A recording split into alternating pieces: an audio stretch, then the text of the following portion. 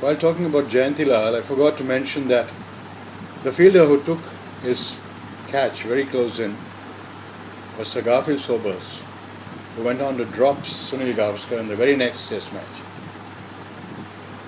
So Jayanti's first test innings is part of history, as we all know.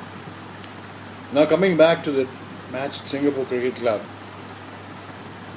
Jayanti, as I said before, took 7-0 and saved us from the ignominy of losing to Singapore Cricket Club. What happened afterwards was something I cannot easily forget. The hosts gave us drinks and dinner at the club's bar, a very beautiful setup. And you know, my old captain, Mr. Jayasima, was a great raconteur and very much the master of the table on such occasions. And so we were all surrounding him, and even if one of us tried to get away, he would say, "Come on, sit down, you bugger. How dare you go now?" And so we all sat there. My good friend Narasimha Rao, or Bobji as we used to call him, who coached the Northern Ireland cricket team for many years and whose wards have gone on to play for Ireland. Some of them are part of the team that put up such a valiant fight against Pakistan.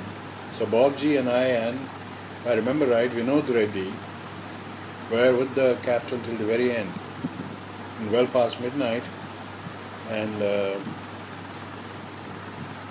that last drink was never the last drink. It went on and on. Finally, there were just the three of us, not even the barman left in the club.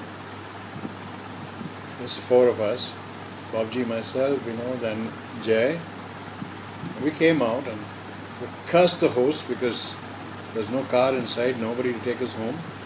I suppose in their defense you might say that they tried to take us home, but we were not ready to go. So finally, Jay, Bob and I and Vinod walked out of the club, or rather navigated the street very, very carefully, trying to find a taxi. And there was no car, and no car would stop, no taxi would stop, because we had unknowingly stepped onto the freeway where no traffic stops, and we went cursing everyone in sight. The most fluent Hyderabadi, Maki something, and so on and so forth. And Jay was by that time in a very foul mood. People who have known my captain in moods like that know that he can be very fluent. So Bobji and I were the main victims that evening of his tirade, and our bowling came in for special mention. You buggers want to play for India? We were pretty close to it then, and Bobji actually went on to play for India. And you can't land a ball. You're allowing some unknown batsman to donk you all over the place. And it needs this opening batsman to come and take wickets for us, you buggers. And I mean, I'm not using the language that Jay was very freely spouting. So there was a lot of French in what he said. And so we were made to look very small, both Bobji and I.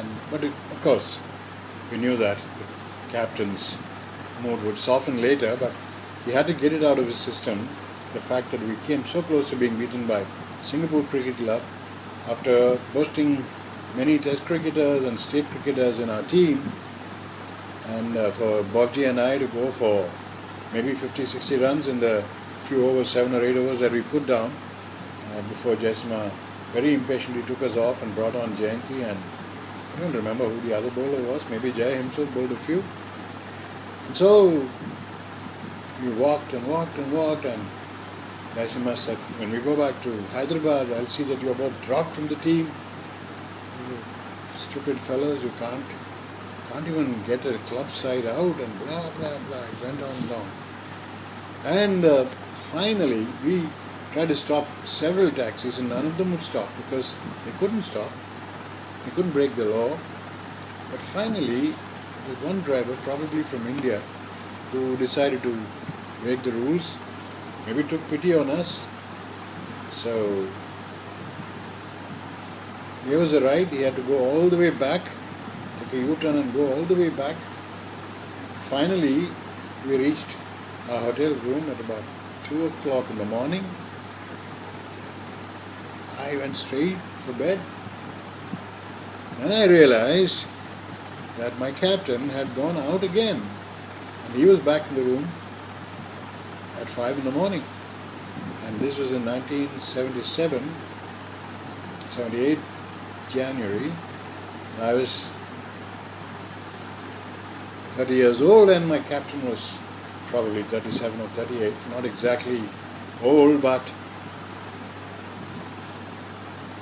very impressive that he could go out on town at 2 o'clock in the morning, have fun till 5 in the morning.